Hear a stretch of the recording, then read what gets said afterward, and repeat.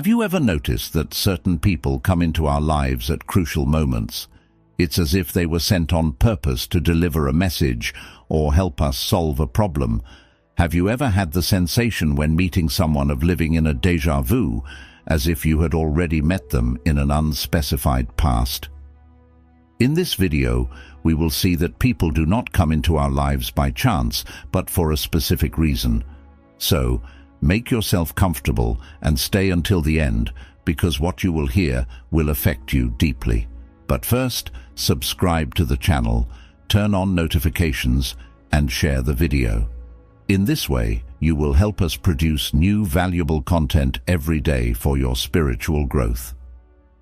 One day, as the aged monk Hotaka was meditating beneath a cherry tree in full bloom, a young man called Hiroshi came up to him and asked with respect, "Master, why do I sometimes feel a strong connection with some people, as if I've known them before, and with others, a discomfort, as if they mean to harm me?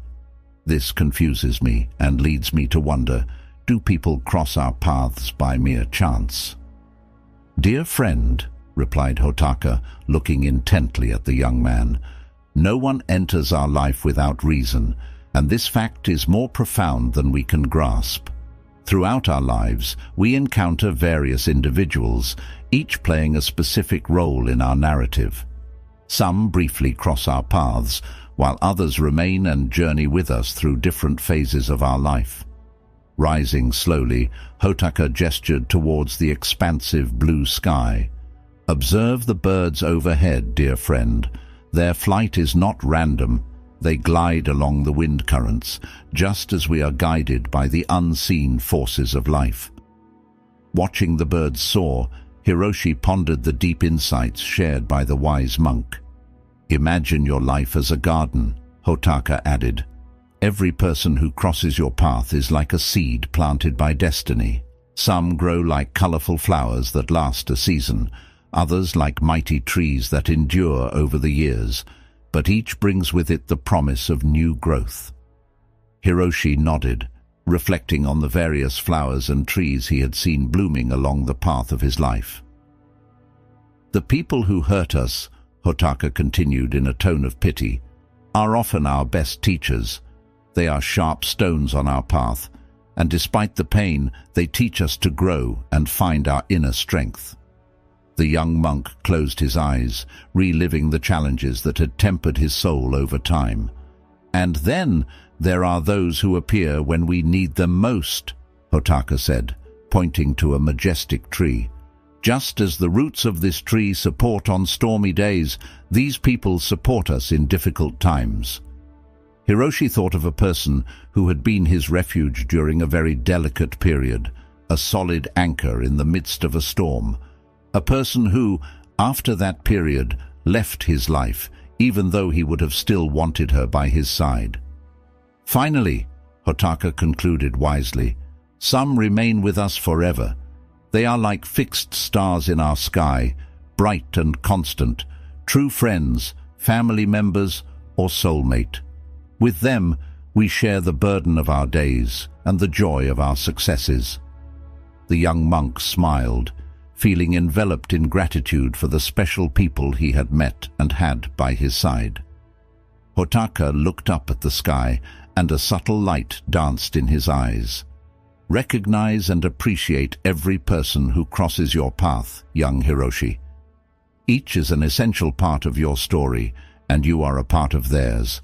Life is an intricate web of destinies, and each encounter contributes to the fabric of your existence." "Note," added the master, "that there are fundamentally three types of individuals: those who support us on the path of our evolution, pushing us to overcome limits and reach new levels of awareness; those who bring a breath of renewal to our inner world. When we cross paths with these individuals, we immediately perceive that the universe is weaving an intricate web. What the plans are hidden in these meetings remains shrouded in mystery, but we can be certain that something in us is destined to undergo an eternal transformation. And then there are the individuals who encourage us to continue. This particular category of travel companions may only accompany us for a brief moment, but their role is crucial. They remind us of the true nature of our path, strengthening our determination to move forward. The Master's words helped the young novice who, in the following years, continued to follow the path illuminated by Hotaka with system. Every encounter, be it a casual passerby or a lasting life partner, became for him a precious piece in the mosaic of his existence. Through the challenges and joys, Hiroshi learned that every person, every experience brought with it a hidden gift, a precious teaching that contributed to his growth and spiritual fulfillment. As time passed, the novice himself became a senior monk with wise eyes and a grateful heart. In his role as spiritual guide, he shared with the young monks the profound truth taught to him by Hotaka, that life is a constant flow of meaningful encounters, each of which contributes to the unique beauty of our existence. In conclusion, what is the moral of this story? That in life, every encounter, regardless of its duration or intensity, contributes to the richness of our existence. Life is a wonderful journey of discovery, and each person who crosses our path brings with them a unique gift. Sometimes these people die. Sometimes they leave for no apparent reason. Other times, they behave badly and force you to make a decision and walk away from them. What we need to understand is that their work is done because one of our needs or desires has been satisfied. Therefore, in a world where people's paths cross and separate like branches of a tree, true wisdom lies in opening your heart at every encounter and learning from the lessons hidden in the folds of destiny as we move towards our life goals. Even difficult challenges and trials always await us, and we can feel helpless. But it is precisely in these moments that the universe sends us people who give us the courage to face these challenges and overcome the obstacles. Their support and encouragement inspire us and give us the strength to move forward in the dance of life. Hotaka told the young novice, "Every encounter is a musical note. Listen carefully to the melody that is revealed through the people who crossed your path. Find beauty in the harmony of human connections. Remember, whether it is a love or a special friendship, or even an acquaintance who touches our path, an encounter can change us forever. You ever wanted to help someone, even though they do not help others? Or your karma will suffer. Didn't explicitly ask you to, and how did it go? And have you ever wondered if your good intentions could in fact have caused a negative ripple effect that you weren't aware of? In the Zen story you're about to hear, we will see that not helping others unless they ask you is best for them and for yourself. So stay until the end, because what you discover, thanks to Buddhist wisdom, could change the way you see the world of human relationships. In essence, you will see how helping those who do not want to be helped can have negative repercussions on your life and theirs, and you will discover how your karma will be affected. In a quiet Buddhist monastery surrounded by lush gardens and ancient trees, the old and sagacious monk Noro gathered his disciples to talk about a topic very close to everyone's hearts. His curiosity was palpable, and his eyes were fixed on Noro. They all wanted to understand more about the reasons why, when they had helped someone, things had not gone as they would have liked. Life is like a great river, and each of us is a small boat navigating this tumultuous course, Noro began in a calm voice. Often we tend to jump into that current, trying to steer other people's boats without waiting to be asked. To make the metaphor he had just used understand, Noro shared a story passed down through the centuries. He spoke of a young monk eager to help a companion in difficulty without being asked. The monk's intervention, although well-intentioned, caused a succession of unexpected events, creating an intricate labyrinth of challenges, even dramatic for both. You should know, Noro continued, that suffering is a necessary lesson in our spiritual growth. Each individual, like a jewel, is shaped by the pressures of life and the challenges they face. But when we intervene without being called, we rob them of the opportunity to learn, grow and train. To further clarify his lesson, Norio spoke of two friends, Esh and Masu, who had shared joys and sorrows since their school days. One day, Esh heard about the financial problems Masu had found himself in and decided to secretly help him by paying off some debts that his friend couldn't pay. His intentions, said the master, were naturally good. However, Sh's gesture had unexpected and disastrous consequences. Masu, although grateful to his friend for the unsolicited help, was deprived of the opportunity to resolve the situation in his own way. Additionally, he noted that she had discovered some details about his personal life that he would have preferred to keep confidential. On the one hand, this led Masu to feel an emotional detachment from his friend. On the other hand, Esh began to feel a growing strain on the friendship. He felt that his act of kindness had not produced the relief he had hoped for, but had instead generated a sense of shame and a change in the dynamic of the friendship itself. In short, unsolicited help had created discord and confusion, demonstrating how in life even good deeds can have unexpected consequences. What we often don't understand is that each individual is at the mercy of their own karma, Noro explained, and every action we take, good or bad, comes back to us like an echo. When we help without being asked to do so, we upset the delicate balance of another person's karma and paradoxically harm our own as well. The old monk told other stories, such as that of a young man who, eager to solve the problems of a dear friend without her having asked him, found himself involved in a series of endless difficulties and misadventures. If you enter a labyrinth that is not yours but someone else's without being asked, Noro continued, you could set off a chain reaction of events, creating an intricate web of karmic connections, and your gesture of friendship, no matter how absurd it may seem, could end up doing more harm to the friend in question and to yourself.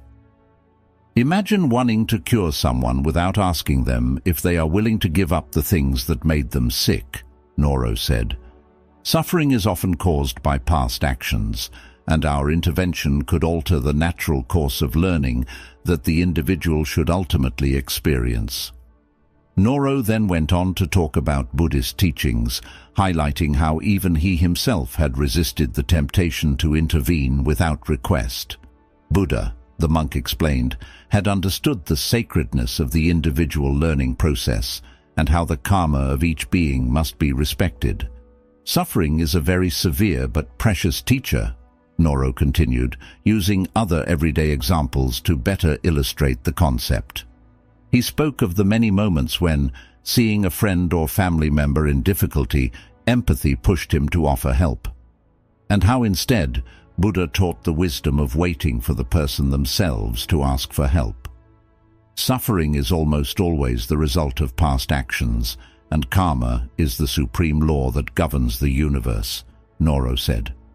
When we intervene unsolicited, we enter a karmic vortex that can drag us into other people's problems with unpredictable consequences for both of us. Remember, suffering is like a teacher who guides us along the path of spiritual growth, Noro said. To interfere with this process is to deprive others of the wisdom that only suffering itself can teach. Noro told other stories about daily life at the monastery, showing how the monks applied these teachings in daily practice. Dozens of monks I have trained, he added, became wiser and more self-confident men precisely because I avoided intervening directly in their problems. By resisting the temptation to intervene to solve certain problems, I allowed them to face their own challenges and learn the lessons that karma had in store for them. Every action we take is like throwing a stone into a pond, Norio said, using a metaphor to clarify the concept. The ripples spread and return to us. When we help without asking, we not only influence the karma of others, but we create ripples that can impact our own lives. In conclusion, what do we understand from this story, and how can you help us? The more we can draw from this story is a reminder of the wisdom of discerning when to reach out and when to wait. Karma, like an unbroken river, carries our actions with it, and the way we offer our help can alter the very structure of destiny. Before reaching out to help someone, we must reflect on what they really need. Noro admonished, "Not everyone seeks advice. Sometimes they just need a listening ear and an understanding heart. Therefore, let us always remember to respect the sacredness of the individual path of each human being. Help should never be an impulsive act, but rather a conscious gesture, respectful of free will and the path of personal and spiritual growth of others and ourselves." Life is an intricate web of lessons and opportunities for growth. When we offer our help without being called, we can deprive others of the precious opportunity to learn about themselves. Wisdom lies in recognizing that sometimes the best lesson is to learn through one's own effort and experience. Therefore, let our help be a beacon of light offered when requested with awareness and respect, rather than a chain of unexpected events. How do you recognize bad people? How we understand how to recognize bad people. Watch out for these 9 signs, which individuals to remove from our lives. Every day we deal with individuals of all kinds, and we often find ourselves feeling bad because some of them are toxic people who pollute us with their negativity. The Zen story you are about to listen to will reveal the 9 signs through which you can identify the people who can undermine your personal growth. So, make yourself comfortable and stay until the end, so you will have the information you need to defend your emotional balance and your inner peace. In a quiet Buddhist monastery located in a remote region of Japan lived the elderly and wise monk Hogai. A young woman named Kiara, eager to find answers to the anxieties that pervaded her due to some toxic relationships, approached the master with respect. "Hogai, it is said that you know the secret to recognizing bad people and protecting inner peace. Please teach me," the young woman asked with a palpable desire to learn as much as possible from the monk's wisdom. Hogai, with his typical calm, replied, "Of course, my dear. If you have the patience to listen to me, I will tell you about the signs you need to pay attention to understand who is in front of you. First, however, let me make an important premise. The people who, for simplicity's sake, we define as bad, do not necessarily have to be monsters. They are bad or toxic in the sense that, with their behaviors and the energies they emanate, they can undermine our serenity and mental well-being. However, before distancing them from us, we must try to understand the reasons that led them to be as they are. It was often the pain and trials they had to face that made them dry, annoying, and even harmful. So, dear Kiara, before pushing someone away from you, ask yourself, why does she behave like this? Is he really a bad person, or is there something that makes him that way? And can I do something to prevent it from continuing to pollute my emotions? Only after you have given yourself an answer, decide whether to preserve your mental health. Push those people away. Kiara reflected on Hogai's words and was moved because she understood the enormous empathy behind them. If a person who revolves around us can harm us, we must push him away only after making sure that we cannot do anything. Now that we've cleared that up, Master continued, let's start by looking at the first sign you need to watch out for: constant manipulation. Imagine a person who, with devious skill, distorts reality to get what he wants. It could be a colleague who uses deception to advance their career, for example. When faced with a possible promotion, he begins to manipulate you by telling you that some superiors speak badly of you and suggests that you accept a job offer from another company. You may think he's doing it for your own good, but his intent is actually to get you promoted. As the young woman listened intently to the monk's insights, she was reminded of a similar experience from the previous year. Hogai then spoke of the second sign, a lack of genuine empathy. He explained, "Consider someone who appears indifferent to your feelings or experiences, showing interest only when it serves their purposes. This lack of care can deeply affect your personal relationships because you sense their disinterest in your well-being unless they need something from you." Hogai continued, describing the third sign, a habitual instigator of conflicts. Imagine a person who, regardless of the peace around them, consistently seeks to stir up trouble, fueling arguments and strife. He noted that such behavior not only stresses relationships, but can also poison the atmosphere, making it toxic. He then moved on to the fourth sign, an overwhelming need for control. Think of a friend or partner who tries to dominate your decisions, steering your life to suit their desires.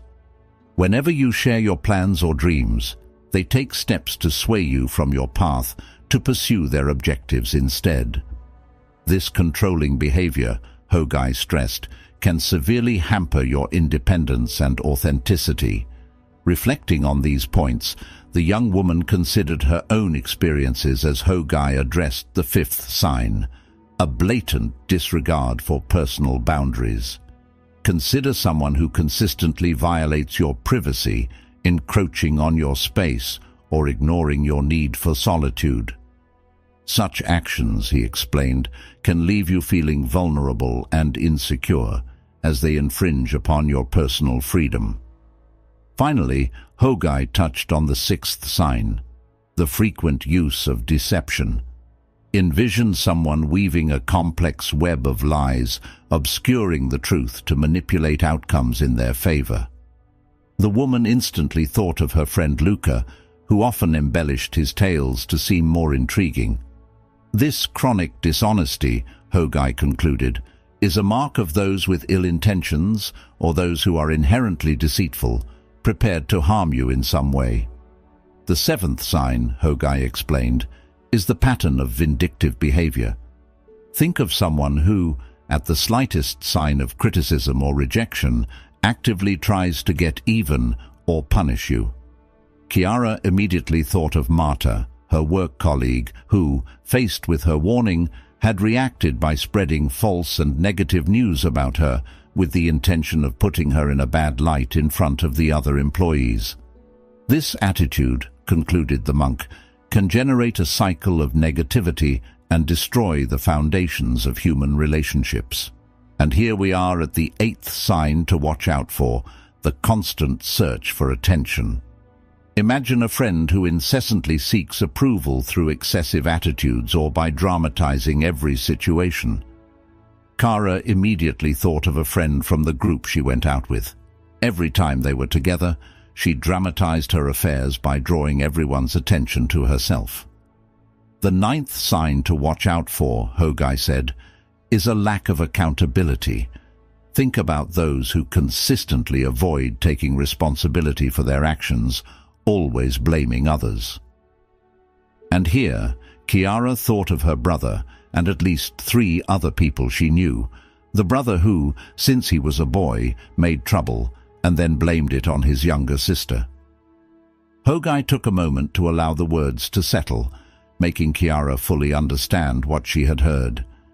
Then, in a calm voice, he concluded, recognizing these 9 signals requires very acute perception because we often don't want to see that even people we love, in reality, more or less voluntarily, are hurting us.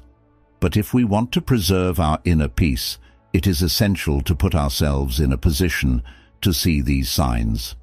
So, Chiara, practice awareness and be vigilant in your relationships. The young woman thanked the master for his precious teachings and expressed all her gratitude, but Hogai felt that there was still something to say. In addition to recognizing the signs, always remember to trust your intuition. If something doesn't seem right, take time to reflect. Don't be afraid to end toxic relationships if it helps preserve your serenity and peace. This story underscores the importance of vigilance and discernment in our interactions. It teaches us to be mindful of the signs that reveal the nature of those around us, to trust our intuition, and to choose companions wisely on our spiritual journeys.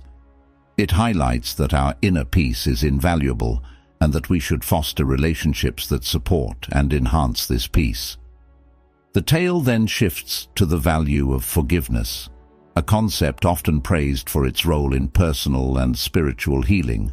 Yet, it introduces a provocative angle from Buddhist teachings that challenges conventional notions of forgiveness.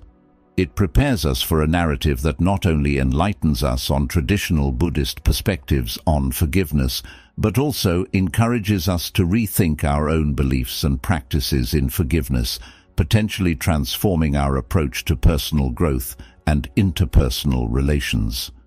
In an ancient monastery, nestled in the Indian mountains, an elderly monk named Kumin, recognized for his profound understanding of Buddhism, encounters a man burdened by unseen woes. "Master Kumin," the man says, his voice quivering, "how can I truly learn to forgive in the Buddhist way?"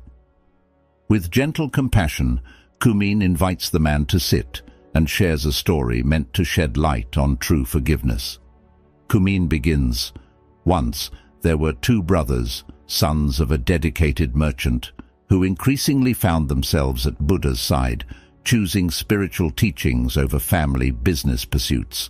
This shift concerned their father, as he watched his sons drift from the commercial path to follow a man known for his contemplative stillness. This setup leads us deeper into a narrative that explores the intricate dance between familial duties and spiritual aspirations, all through the lens of forgiveness. This father," Kumin continued, "thought that his sons were neglecting the work and prosperity of their family, and his concern turned to anger as he contemplated the way the Buddha affected the lives of his descendants. One day, determined to put an end to this situation, the merchant decided to confront the Buddha directly. He went to the place where the Buddha was teaching, and when he saw him sitting with his eyes half closed and a serene smile, his anger broke out. This man, Kumin said, felt betrayed. He felt that Buddha was stealing his children's future. The merchant, full of anger and despair, had planned how he would humiliate the Buddha in front of all his disciples. He wanted to spit on him and hold him down for the damage he was doing to his family, but when he came in front of the Buddha and saw his peaceful face, something changed within him. The atmosphere around the Buddha was so permeated with calm and serenity that the man momentarily forgot his vengeful intentions. However, his pride could not accept this climate of extreme peace. Then, strengthened by his determination, he spat in the Buddha's face. The Buddha's disciples rose to defend him, but the Buddha remained unperturbed, with a calm gaze and a persistent smile. Kumin described the atmosphere that followed as if a wave of calm had enveloped the place. The Buddha, he said, did not react with anger. He sat with his eyes half closed, accepting the apparently offensive act with his heart open. The merchant, seeing the Buddha's reaction, realized the helplessness of his actions, and the anger he had harbored turned into remorse. All the accusations and insults he had prepared came to mind, but in front of that peaceful presence, everything seemed insignificant. The Buddha did not condemn the man. He did not humiliate him. Instead, he offered him compassion and peace. Kumin continued. At this point, the monk interrupted the narration to highlight a crucial lesson. Dear friend, forgiveness is like that piece of the Buddha. It is not something we do concretely. It is not simply saying, I forgive you. It is something that happens when we are willing to let go of the past and see the being before us in a new light. The monk resumed the story and described how the man, touched by the Buddhist compassion, returned home. The images of the peaceful Buddha and his act of spitting in his face collided in his mind. He continued, That night, the man couldn't sleep. His mind was dominated by the image of the smiling Buddha and, at the same time, by the act of spitting that he had committed against her. The man, Kumin said, was at a crossroads between remorse for his past and a possibility of a different future. Kumin emphasized the importance of this pivotal moment in the story he was telling. That man, he said, was going through a process of deep introspection. He was trying to forgive himself, feeling guilty and ashamed for how he had behaved. The man, after days of internal torment, realized that his imagination was constantly constructing painful scenarios based on that past. Imagination, Kumin said, can be a powerful ally or a fierce enemy. In the wrong hands, it can create an endless cycle of anger and resentment. The man, over time, began to understand that the Buddha had not reacted to his actions with judgment, but with a very clear objective. So, little by little, he abandoned thoughts of revenge and began to sincerely ask for forgiveness. One day he returned to the feet of the Buddha, Kumin said, no longer in anger but with genuine repentance. "Forgive me, O great master," he pleaded. "My ignorance has left me blind. I was just focused on my life and the prosperity of my family." The Buddha, with his eyes half opened and a smile of peace, listened to the man's words, but when he asked for forgiveness, he shook his head. "I can't forgive you," he said kindly, "because there is nothing to forgive. You have done nothing wrong to me." The man, surprised, asked the Buddha why he did not want to forgive him. Kumin explained that the Buddha had nothing to forgive, as he had accepted the man's act without judging him. It was as if the Buddha saw beyond the past and present, feeling the pure essence of that individual. This refusal to forgive, according to Kumin, taught the man a valuable lesson. Forgiveness is not only an act of mercy towards others, but also an internal process of liberation. The Buddha, Kumin continued, taught that to forgive is to perform an act of compassion both toward others and toward ourselves. The man, impressed by the Buddha's wisdom, began to reflect deeply on the meaning of forgiveness and the idea that forgiveness was not something that could be given or received, but rather an internal experience of liberation impacted him. The story continued with the merchant who, inspired by Buddha, decided to embark on a path of self-forgiveness. As time went by, he learned to let go of the guilt and shame that had tormented him. The practice of meditation became his refuge, where he learned to observe each moment without letting himself be dominated by the memory of the past or by worries about the future. "Dear friend," Kumin said, turning to the man who was listening intently, "forgiveness is not just a gesture we make toward others, but an act of kindness that extends toward ourselves as well. When we learn to see each moment with new eyes, overcoming painful memories and letting go of our destructive imagination, we can find inner peace." The story continued with the merchant who, inspired by spiritual practice, eventually healed the wounds of the past and approached the Buddha to thank him. And the Buddha, with his compassionate smile, received him with joy. Kumin concluded the story by emphasizing that forgiveness, both toward others and toward oneself, is a complex and profound process on our spiritual journey. He said, "Forgiveness guides us to a higher level of consciousness and compassion. It is a gift we can offer ourselves and others, freeing ourselves from the chains of the past and opening the doors to a bright future." But what is the moral of this story, and what does it teach us? The moral that emerges is clear, for forgiveness, in the Buddhist view, is not an act as an end in itself. It is not something we can give or receive, but is a gift of compassion that can be extended to oneself and others. In this approach, forgiveness becomes a means of making those who have made a mistake understand the extent of their actions. The compassion and kindness with which we offer forgiveness practically and indirectly become tools to open the eyes of those who have made the mistake, leading them to a deeper awareness, because whoever commits an evil act towards someone actually commits it against himself, since karma will cause the effects to fall on him like a boomerang. So, in the end, he will have to forgive himself.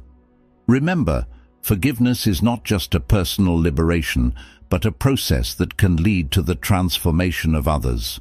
Opening yourself to the kind of forgiveness we talk about is a way to promote awareness and growth, creating a bridge to a future of understanding and serenity. Sometimes we are so good and kind that we forget ourselves, allowing others to use us. We believe we must always be kind, and we end up becoming invisible. Have you ever wondered why you tend to be too kind, or on the contrary, there are people who are always kind and ready to help you even when you don't ask them for help? In this Zen narrative, we delve into the complexities of kindness, exploring its potential pitfalls and learning how to balance it effectively to maintain peace in our lives. This story offers vital insights into navigating relationships and achieving personal serenity. In a secluded Japanese monastery, an old monk named Iro, renowned for his profound wisdom, encounters a young woman named Chiara, burdened by her disillusionments. "Master," she confesses, "I've been deeply kind, yet this has only led to pain from those I believed were my friends. What am I doing wrong?" With a gentle smile, Ero begins to recount a legendary tale known among the monks for centuries. He tells of a village encircled by a verdant forest, at the heart of which kindness and mutual support thrived. Central to the village's prosperity stood a magnificent cherry tree, deep-rooted and symbolic of the village's strength and generosity. "Picture," Ero instructed Chiara, "a grand tree whose roots delve deep, embodying the village's communal spirit."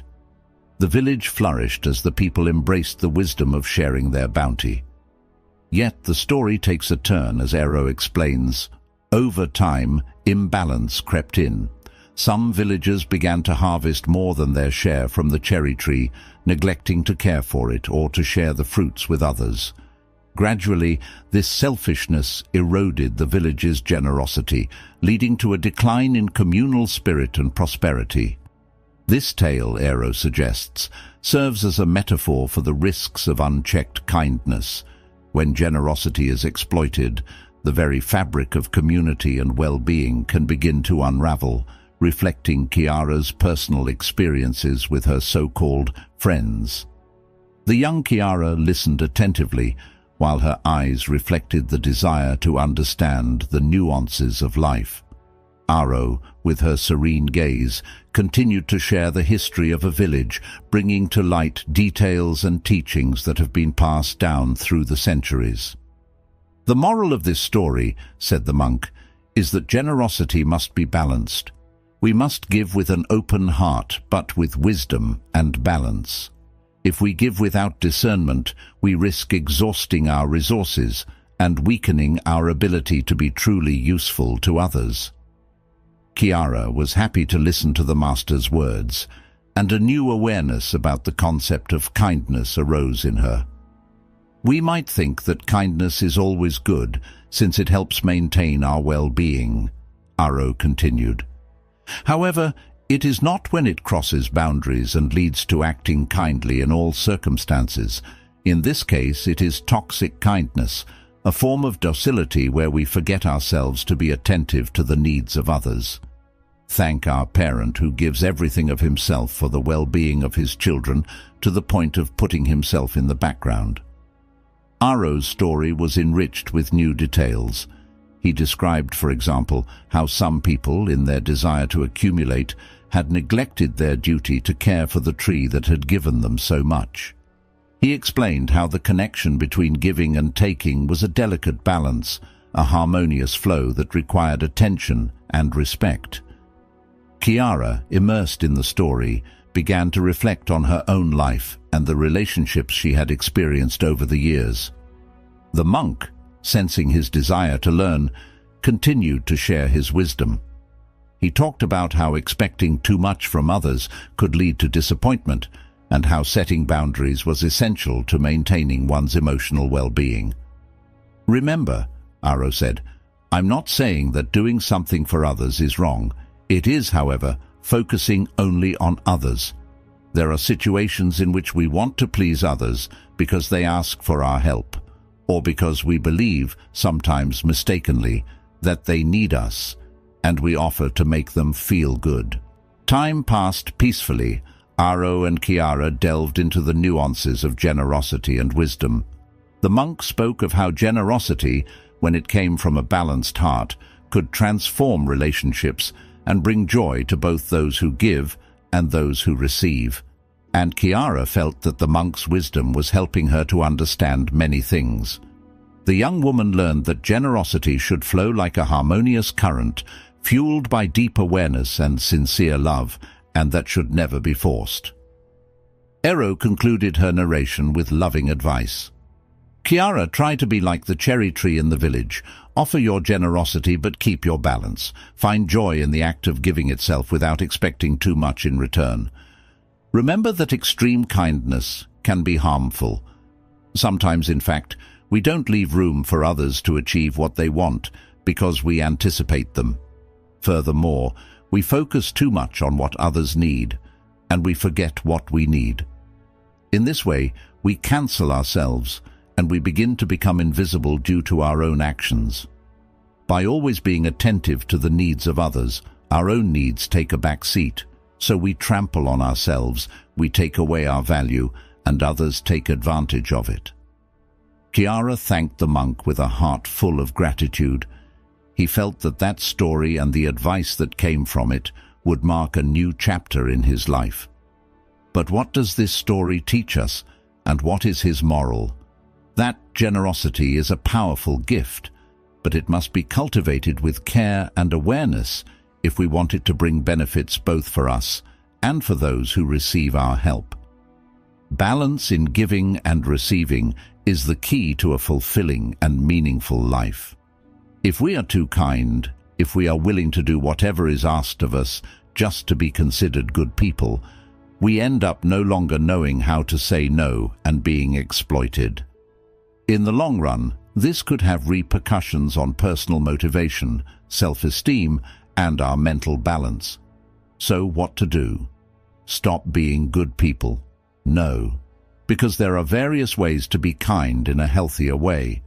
You can set limits, making others understand how far they can go. Say goodbye to guilt, learning to say no when you can't or don't want to go further. Draw up a list of priorities so as to continue helping others, but without putting yourself aside. Remember, be kind but not overly so. This could harm yourself and even those you want to help. How many times have you had the impression that someone has entered your life to destroy your dreams and goals? Often, unfortunately, we have to deal daily with the presence of individuals who want to harm us for the most desperate reasons: personal grudges, frustration, envy. Thanks to this Zen story, you will discover how to recognize the signs that someone wants to destroy you. Furthermore, if you stay until the end, you will also know how to behave to prevent this from happening. In a quiet Buddhist monastery nestled among the Japanese mountains lived the elderly monk Aizen, known for his wisdom and profound knowledge of the human soul. On a winter day, while the smell of boiling tea wafted through the air, his disciples gathered in the temple to listen to Aizen address a topic crucial to everyone's life. "Today, we will discuss a crucial topic," the monk said in a calm but penetrating voice. "We will talk about the 8 signs that can clearly reveal who among those who enter our lives may wish to destroy us." One of the disciples, Kai, impatient to know more, asked, "Master Aizen, what are these signs? How can we protect ourselves from those who intend to harm us?" Aizen nodded, and to introduce the first signal to pay attention to, began to tell an ancient anecdote. Once upon a time, here in the monastery village, there was a sage who owned a precious gem. One day, A cunning man approached him, praising his wisdom and asking to admire the gem.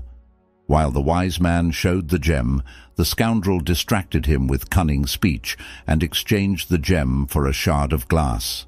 The wise man realized too late that he had been deceived and had no way of recovering that gem, which would have ensured him a peaceful old age. Manipulation is like a silent shadow, Eisen continued. Those who seek to destroy us will use cunning and tricks of all kinds to distort reality and deceive us. We must learn to recognize the subtle games of manipulation. Only in this way can we protect ourselves and our inner truth. As the disciples reflected on past manipulations, Eisen shared another story to highlight the second sign, destructive criticism. Picture a flower garden, he said, where instead of care and love, the plants are repeatedly trampled upon. At first it may seem minor, but over time the garden withers and dies. Destructive criticism, Eisen stressed, is like those heavy steps crushing our self-esteem. Some will use harsh words and constant judgments to break our spirit. It's vital to recognize the difference between constructive criticism, which helps us grow, and destructive criticism aimed solely at eroding our confidence. Eisen then introduced the third sign with a smile, social isolation. He told of a fisherman from a small village, known for his amiable nature and helpfulness. An envious person began spreading false tales about him. Soon, the fisherman found himself alone, abandoned by friends, shunned by the village, and his business suffered drastically. Isolation is like severing a tree's roots, Eisen explained. Those out to harm us will try to cut us off from others, fostering division and suspicion. To counter this, we must build strong relationships, maintain an impeccable image, and resist isolation efforts. Eisen then moved to the fourth sign, defamation. He invited a guest to share a relevant experience. Not far from here, the guest began, there was a merchant respected by all. A spiteful competitor started spreading lies about his integrity, slowly tarnishing his reputation. Despite his honest nature, the community turned against him, ceasing to patronize his shop, which ultimately forced him to close and relocate. Through these narratives, Eisen teaches the importance of understanding and responding to signs of harm in relationships, equipping his disciples with the wisdom to protect themselves and maintain their integrity in the face of adversity. Defamation is a poison that corrodes our integrity, Eisen commented. Remember that those who wish to destroy us will use their tongue as a sword, wounding us and our reputation with lies of all kinds. We must defend our reputation with truth and transparency, making sure that whatever they say to defame us does not resonate with people. The disciples, some in tears, recalled in their memory the events in which someone had damaged them through their reputation, and they reflected on how from now on they could prevent it from happening thanks to the Master's words. The fifth signal Eisen spoke of was the sabotage of opportunities. Imagine a craftsman, he began, who every time he was about to achieve success, someone came to sabotage his work.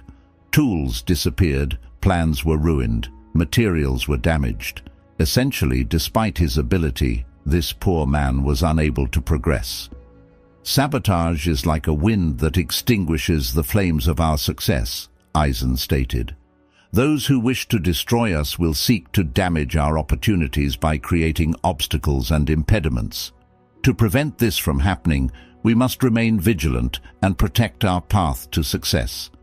We can do this by making sure we have people we can trust around us, and by keeping our ideas safe without talking about them before they are realized. As the day continued and the hot tea relaxed the disciples, who continued to listen with interest, Eisen addressed the sixth signal, the violation of privacy. By telling a legend, in an ancient city, he said, there was a keeper of ancient secrets. Someone envious of his enormous knowledge tried to spy on his manuscripts with the aim of stealing the most hidden secrets, but the custodian, thanks also to a trusted collaborator, remained vigilant and protected his treasure. "Remember that your privacy is sacred," Eisen stressed. "Those who wish to destroy us will try to invade our most intimate space, seeking information that could be used against us. We must protect our private sphere firmly, carefully selecting the people to whom we open the doors of our lives so we can protect ourselves." While the fog descended, making the atmosphere in which the monastery was enveloped even more enchanting, the master introduced the seventh signal: espionage. "In a distant land," he said, "there was a virtuous warrior. A rival, fearing his strength, sent spies to study his movements. But the warrior, with keen intuition, discovered the intrigues and repelled them.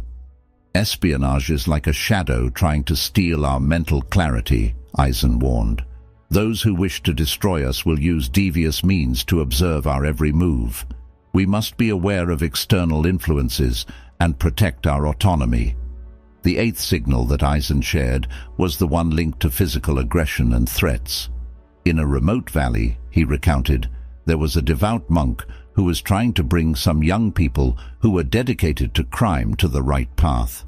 A devious individual whose shady interests were threatened by the virtuous actions of the monk tried to destroy him physically, having him beaten so that fear would induce him to desist. "Physical aggression is the extreme frontier of darkness," Eisen warned. "Those who wish to destroy us may resort to threats and violence. When someone threatens us, we must protect ourselves by seeking help when necessary." At the end of the day and the stories he had told, Eisen looked at his disciples with compassionate eyes. "My children, life is an intricate dance, and other dancers can be our guides or our shadows.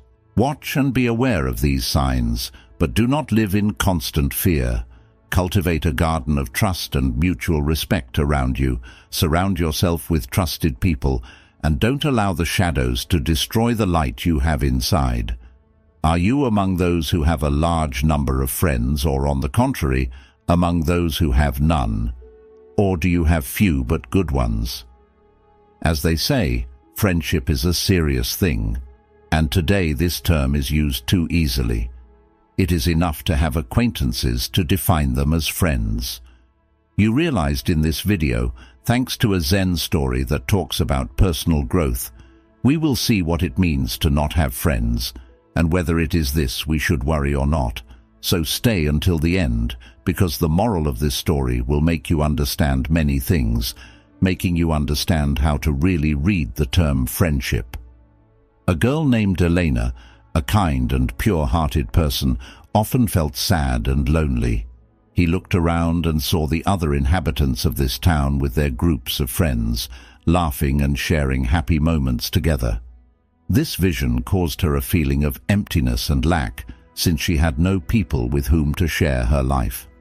One day, while traveling through Japan, he decided to seek solace and advice from the monk Kobo, a wise hermit who lived in a small monastery on the outskirts of a town.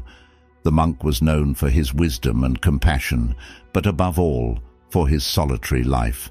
That's why Alina understood that that monk would be the right person to ask for an opinion about her loneliness. "Monk Kobo," Elena said quietly, "I feel lonely, and it seems that the lack of friends is a problem. Everyone around me seems happy with their friends, and I wonder why I can't have the same joy." The monk Kobo looked at her with compassionate eyes and invited her to sit down. "Alina, friendship is truly a precious gift, but your happiness shouldn't come from how many friends you have. I would like to share with you the reasons why not having many friends or having any at all is not something to worry about, but can even be an advantage."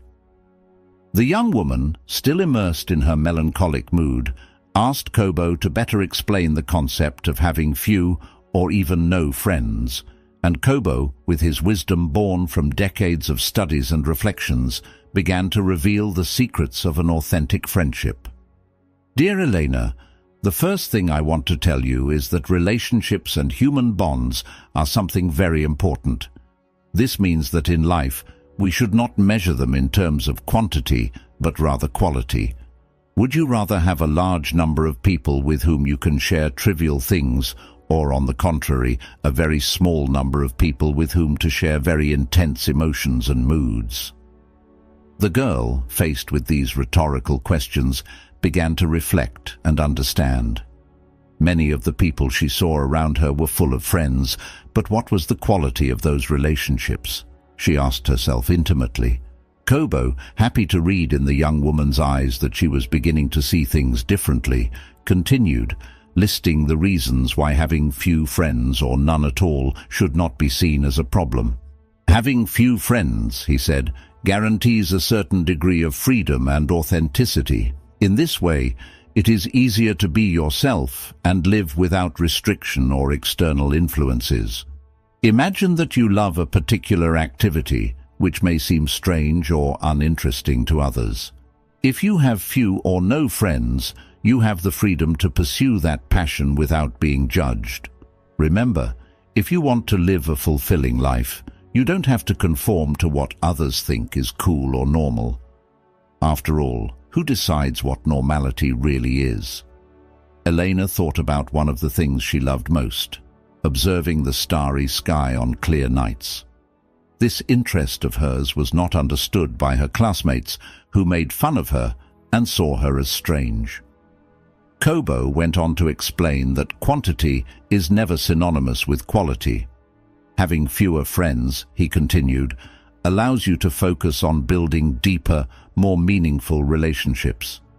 Imagine having just one friend with whom you share the joy and sorrows of life. This connection could be so deep that the person understands all your emotional nuances. This is a priceless treasure. Elena reflected on this idea, remembering an episode in which a girl she knew supported her in a difficult moment, understanding her without needing many words.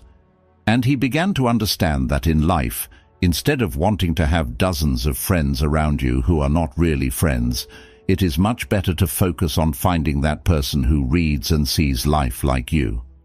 The monk, after giving Elena time to reflect, continued with his explanations and spoke of another reason why he preferred quality over quantity in human relationships.